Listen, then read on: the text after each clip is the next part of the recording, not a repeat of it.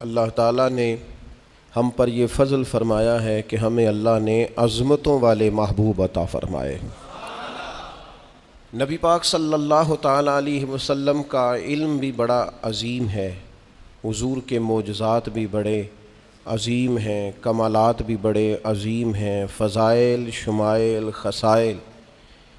حضور کو اللہ تعالیٰ نے جس زاویے، جس سمت سے عطا فرمایا ہے تو عظیم ہی بنایا ہے، لیکن قرآن مجید میں ارشاد فرمایا کہ وَإِنَّكَ لَعَلَىٰ خُلُقٍ عَظِيمٍ، محبوب بے شک آپ کے اخلاق بھی بڑے ہی عظیم ہیں، آپ عظیم خلق پر ہیں، عظیم اخلاق کے مالک ہیں۔ ایک ہوتی ہے خلق، ایک ہوتا ہے خلق۔ خلق کہتے ہیں انسان کی ظاہری تخلیق کو، اس کی ظاہری خد و خال کو، صورت کو، اور خلق کہتے ہیں اس کے باطنی اوصاف کو، اس کی سوچ کو، اس کی نرم دلی کو، اس کے اچھے جذبات کو، اس کے خلوص کو، اس کی عاجزی کو، اس کی محبت کو، اس کے للہیت کو، اس کے باطن کے اندر جو لوگوں کے لیے اچھے جذبات ہوتے ہیں، اس کو خلق کہتے ہیں۔ اللہ تعالیٰ نے حضور کو جو خلق عطا فرمائے وہ بڑی عظیم عطا فرمائے۔ نبی پاک علیہ الصلاۃ والسلام کے اخلاق کے اندر جو کمالات تھے وہ ذرا انفرادی تھے۔ ہمارا آج جو سب سے بڑا مسئلہ ہے وہ نہ اقتصادی ہے نہ معاشرتی ہے، ہمارا سب سے بڑا مسئلہ اخلاقی مسئلہ ہے۔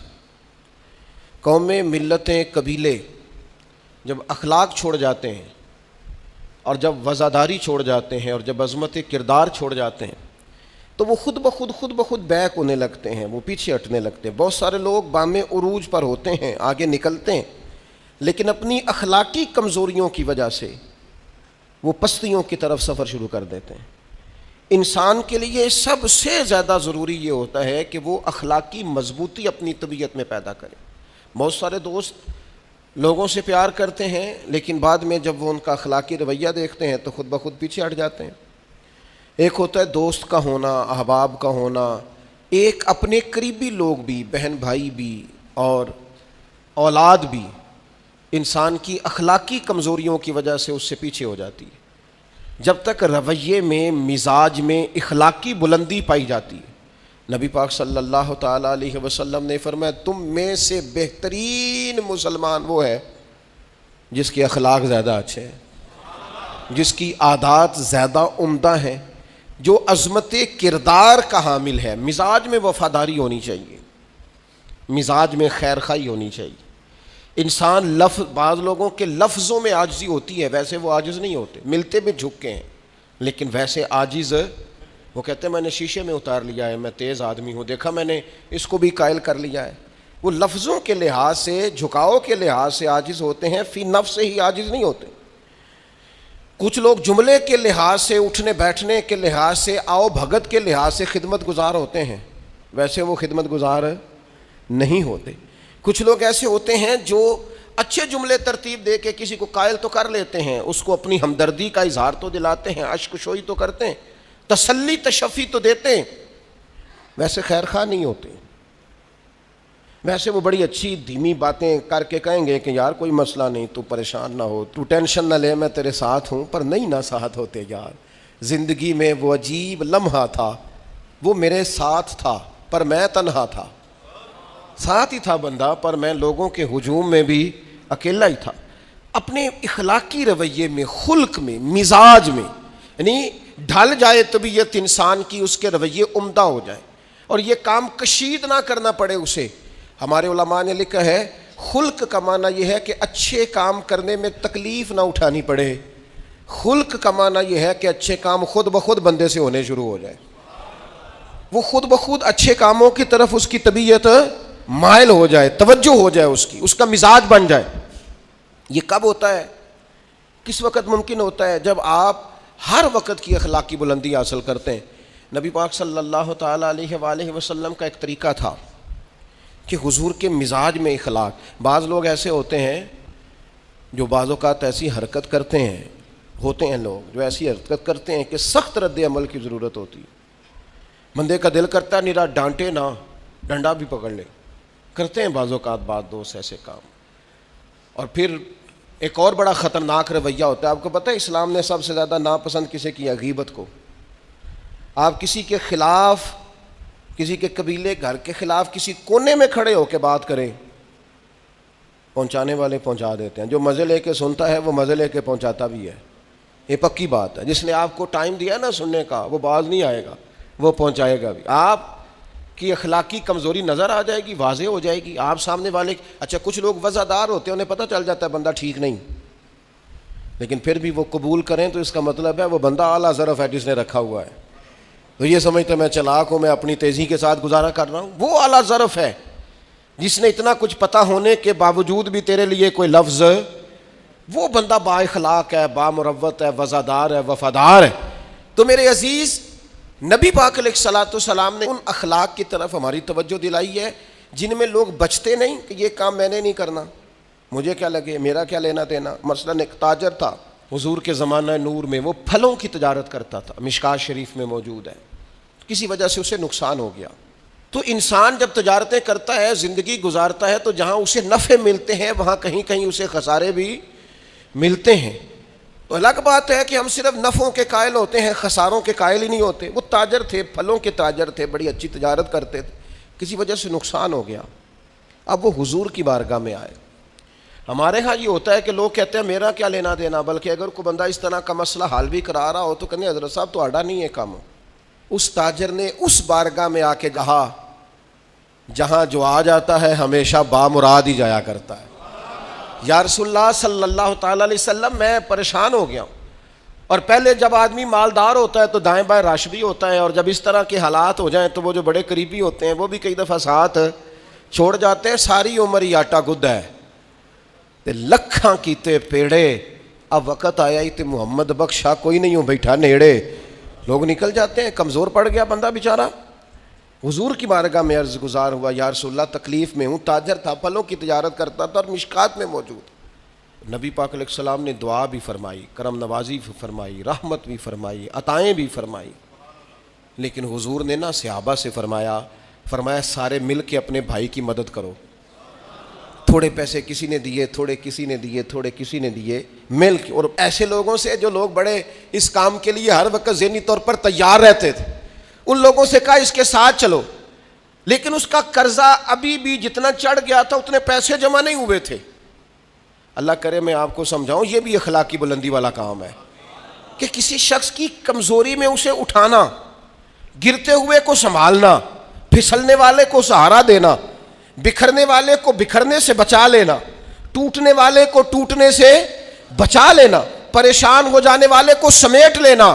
اللہ کے پیارے رسول صلی اللہ تعالیٰ علیہ وسلم نے فرمایا اپنے بھائی کی مدد کرو. لوگوں نے مدد کی، لیکن اس حد تک اس کے پاس پیسے نہ ہوئے جتنا اس کا قرضہ تھا. اب حضور نے ان لوگوں کو بلایا جن کے اس نے پیسے دینے تھے، اور پیسے دینے والوں سے کہا کہ اس کے پاس اتنے ہیں، اتنے لے لو، اور چلو تم بھی کچھ نیکی کرو، کچھ لے لو کچھ چھوڑ دو. یہ کون کرا رہا ہے؟ رحمت للعالمین نبی. اور ہمارا جب کوئی بندہ اس طرح الجھ جاتا ہے پھر تو وہ ساڑھا لگتا ہی کچھ نہیں نا. اتنے دنوں تک نہ رشتہ داری ہوتی ہے، نہ دوستی ہوتی ہے، نہ تعلق. وہ تیری آنکھ ہو یا سنگ ملامت کی چبھن، کون پہنچا ہے میرے درد کی گہرائی تک. دور شہرت میں تو یاروں نے کیا یاد بہت، پر ساتھ آیا نہ کوئی کوچے رسوائی تک.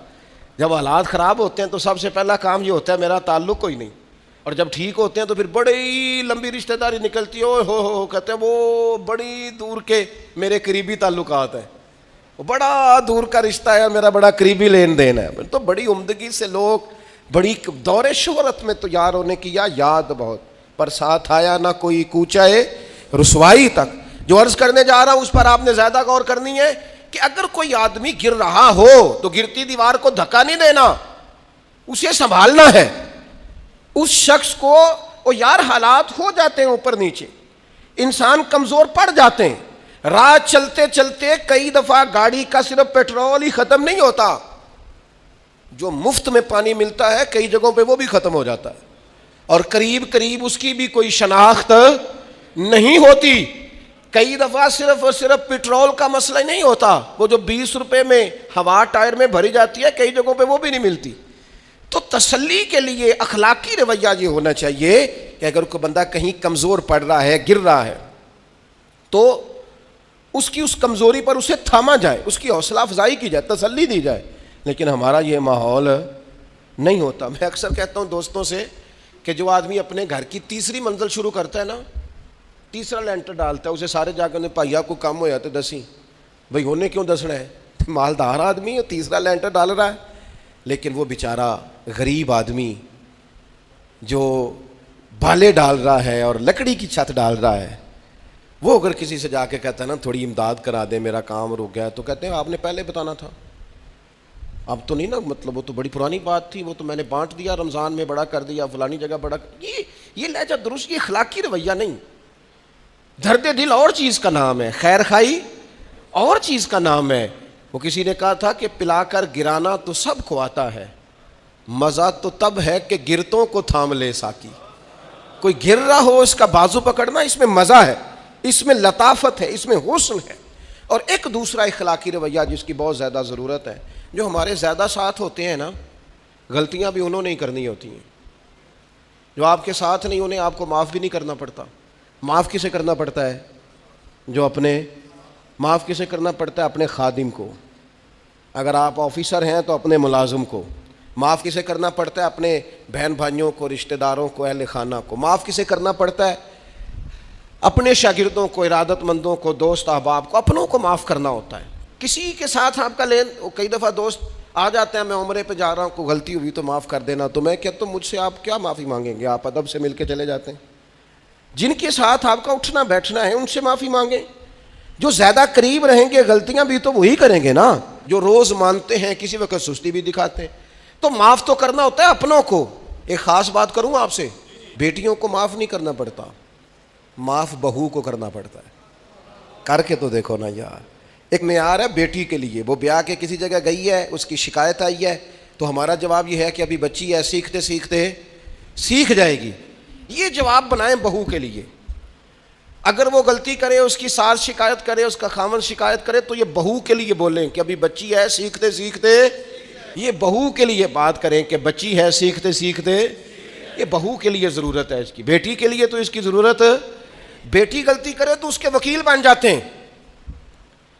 ساری زندگی ساس سسر اپنی بیٹی کے وکیل رہتے ہیں اور اپنی بہو کے جج بنے رہتے ہیں.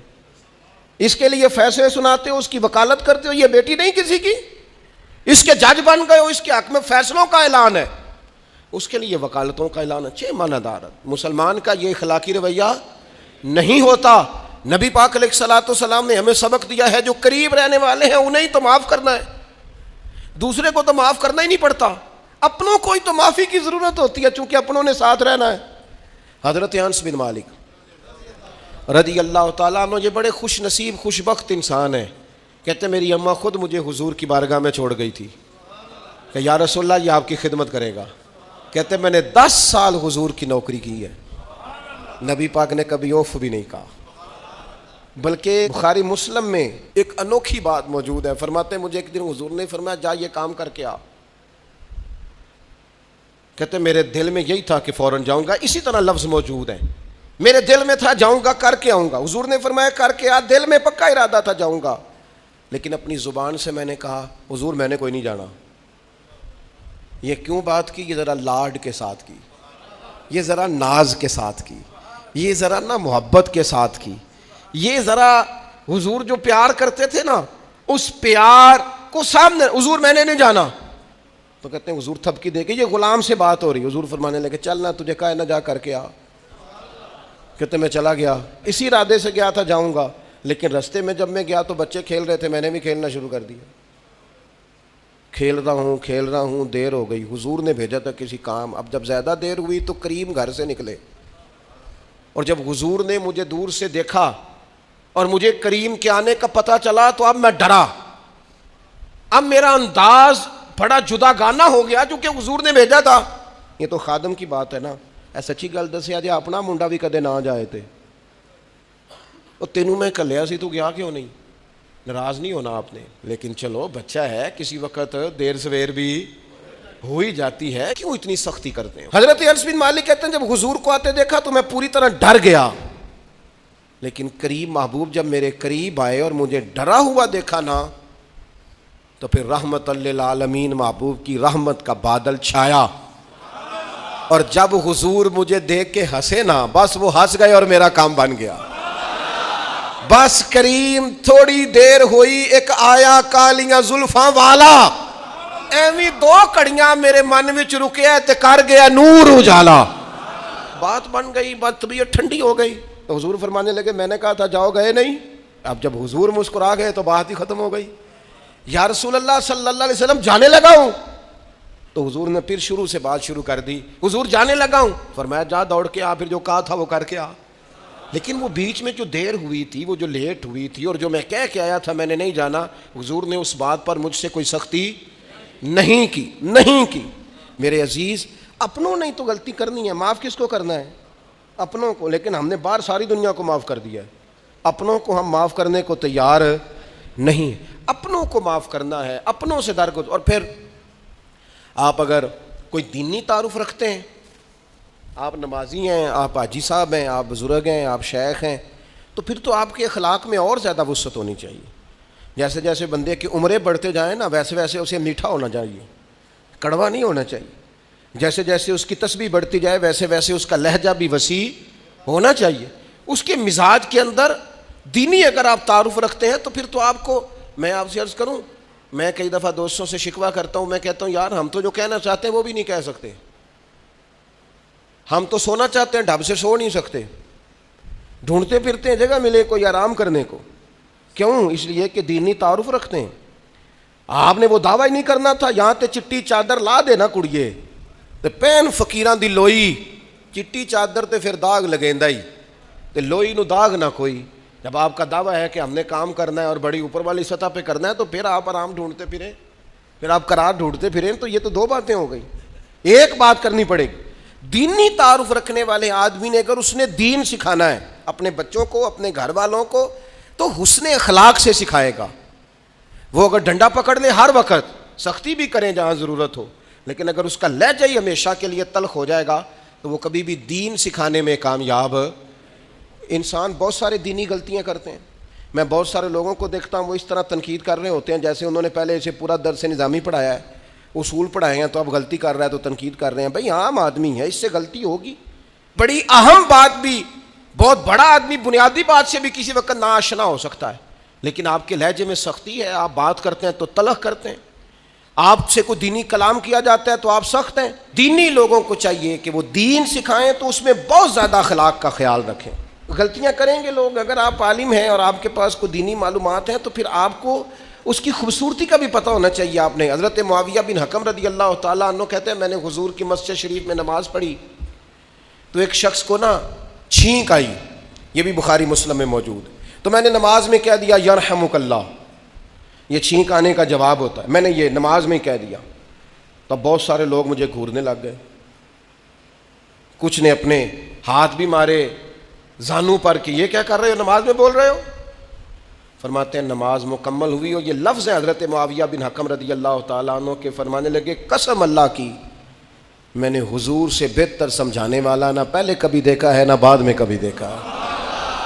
فرماتے ہیں نہ حضور نے مجھے مارا نہ ڈانٹا، بلکہ جس طرح ایک بچے کو گویا ٹریٹ کیا جاتا ہے، سمجھایا جاتا ہے۔ حضور فرمانے لگے اللہ کے بندے نماز میں کوئی اور بات نہیں کرنی چاہیے، صرف اللہ کی تسبیح پڑھنی چاہیے، اس کے اسماء کا ذکر کرنا چاہیے یا قرآن پاک پڑھنا چاہیے، نماز میں کوئی اور کلام کرنے کی اجازت نہیں ہے۔ ہمارے ہاں لوگ دینی مسئلہ سمجھاتے ہیں تو اتنا ان کے مزاج میں تلخی ہوتی ہے بعض اوقات، اللہ ماشاءاللہ، کچھ لوگوں کی طبیعت اتنی کرخت ہوتی ہے، بچہ نماز پڑھ رہا ہے اور حاجی صاحب اس کے ساتھ کھڑے نماز پڑھ رہے ہیں لیکن وہ اس کو کھڑا کر رہے ہیں تو یوں کندھے سے ہلا کے، تینوں آج تک نہیں پتہ نماز ہے کہ یہ آپ دین سکھا رہے ہیں؟ یہ اخلاقی رویہ دین سکھانے کا، یہ لب و لہجہ دین سکھانے کا؟ قطعاً ایسا کوئی کام نہ کریں۔ میں تو یہ مدارس کے اساتذہ سے بھی کہتا رہتا ہوں، میں کہتا ہوں نبی پاک نے کبھی کسی کو نہیں مارا، آپ بچوں کو ڈانٹیں، کریں کچھ، لیکن وہ رویہ آپ اختیار نہ کریں جس کی دین اجازت نہیں دیتا۔ تو اخلاقیات میں ان چیزوں کا ضرور خیال کریں۔ ایک روایت اور عرض کر دوں آپ کو، حضرت جابر ابن عبداللہ رضی اللہ تعالیٰ عنہ فرماتے ہیں میرے والد احد میں شہید ہو گئے تھے، میرے ذمے بہنوں کا بوجھ بھی تھا اور قرضہ بھی تھا۔ اللہ کے محبوب علیہ السلام نا مختلف طریقوں سے مختلف انداز میں میرے اوپر کرم نوازیاں فرماتے۔ نوازنے کا طریقہ، آپ نہ کسی کو نوازیں بہانے سے۔ میں نے بعض بزرگوں کو دیکھا ہے، کسی بچے کو ادارے میں خانقاہ میں کمزور دیکھتے، وہ سریلا بھی نہیں ہے، اسے کہتے چل پتر نعت سنا، وہ نعت سنا رہا ہے تو اسے نذرانہ دے رہے ہیں، چل بیٹے تلاوت سنا، چل تقریر سنا، کسی بھی طریقے سے اس کو تسلی ہو رہی۔ اور اس طرح کا رویہ نہ اپنایا جائے کہ وہ مانگنے والا بن جائے۔ یہ اخلاقی بلندی ہوتی ہے آپ کی کہ آپ کسی شخص کو بہانوں سے نوازیں۔ اس طرح کا ماحول نہ بنائیں کہ آپ اسے کہیں کہ چونکہ تو کمزور ہے، غریب ہے، فقیر ہے، لہذا تجھے دے رہا ہوں۔ حضرت جابر ابن عبداللہ فرماتے ہیں، اور یہ بھی آپ کو مسلم شریف میں ملے گا، فرماتے ہیں کہ جنگ میں حضور کے ساتھ تھا، میرا اونٹ بڑا کمزور ہو گیا، بیمار ہو گیا، چل نہیں رہا تھا۔ حضور میرے قریب آئے اور پیچھے آ کے فرمانے لگے اسے بھگاتا کیوں نہیں؟ میں نے کہا حضور بیمار ہے، کیسے بھگاؤں؟ تو نبی پاک نے نا اونٹ کو ایک درہ لگایا اور گویا پیغمبر اعظم نے حکم دیا، نبی رحمت نے، نبی اکرم نے حکم دیا، فرمایا اونٹ بھاگتا کیوں نہیں؟ وہ جو سب سے پیچھے تھا وہ سب سے آگے نکل گیا۔ واہ کیا جود و کرم ہے شہ بطحا تیرا، اور نہیں سنتا ہی نہیں مانگنے والا تیرا۔ سرکار نے حکم دیا، وہ اونٹ سب سے آگے نکل گیا۔ اب حضور گھوڑا دوڑا کے آگے آئے، فرمانے لگے جابر یہ اونٹ میرے ہاتھ بیچ نہیں دیتا، وہ بیمار تھا، حضور کے حکم سے بھاگا ہے، فرمایا بیچ نہیں دیتا؟ کہا نہیں یا رسول اللہ آپ ویسے ہی رکھ لیں، فرمایا نہیں میں پیسے دوں گا۔ یا رسول اللہ آپ کا یہ ہے، فرمایا نہیں آپ قیمت بتائیں۔ حضور ٹھیک ہے اتنے کا اونٹ ہے، میں مدینہ طیبہ جا کے آپ کی خدمت میں پیش کر دوں گا۔ حضرت جابر ابن عبداللہ فرماتے ہیں حضور نے مجھ سے اونٹ خریدا، مدینہ طیبہ پہنچ کر نبی پاک صلی اللہ تعالیٰ علیہ وسلم نے سیدنا بلال حبشی سے فرمایا جابر کو اونٹ کی قیمت بھی دے دو اور کچھ پیسے زیادہ بھی دے دو۔ فرماتے ہیں مجھے اونٹ کی قیمت بھی مل گئی، کچھ پیسے زیادہ بھی مل گئے، اور جب میں حضور کی بارگاہ میں حاضر ہوا اونٹ پیش کر کے اور قیمت لے کے جانے لگا تو حضور فرمانے لگے جابر جانا نہیں، قیمت بھی تیری ہے، اونٹ بھی تیرا ہے۔ نبی پاک نے وہ اونٹ بھی تحفے میں مجھے واپس دے دیا۔ یہ اخلاقی رویے کی بلندی کہ کسی شخص کی غربت میں اسے نوازنا، لیکن اس طرح کا نوازنا کہ اسے محسوس نہ ہو کہ مجھے امداد دی جا رہی ہے۔ تو اپنے ان چند ایک اخلاقی رویوں پر ضرور توجہ کریں۔ ایک تو سب سے جس کو آپ دیکھیں کمزور ہو گیا ہے، گر رہا ہے، پریشان ہے، اس کا ضرور خیال کریں۔ لوگ بڑے بڑے تیز دوڑتے ہیں، کسی جگہ پھر گر بھی جاتے ہیں، گرتے ہوئوں کو سنبھالنے کی کوشش کریں۔